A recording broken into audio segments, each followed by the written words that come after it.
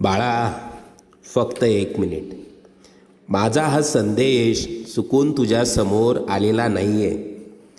बाळा, आम्हाला माहीत आहे तू आतून खूप दुःखी आहेस. तू रोज रडतोय पण जगाला हसरा चेहरा दाखवतोस. तुला वाटत असेल तुझं या जगात कोणीही नाही आहे. पण मी आज तुला वचन देत आहे बाळा, आता तुझी परीक्षा संपली आहे.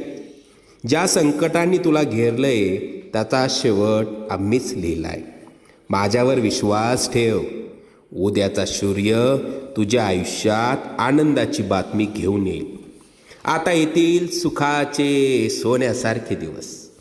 लवकरच तुझ्या मनात असलेली इच्छा पूर्ण होऊन अक्कलकोटला येणं होईल.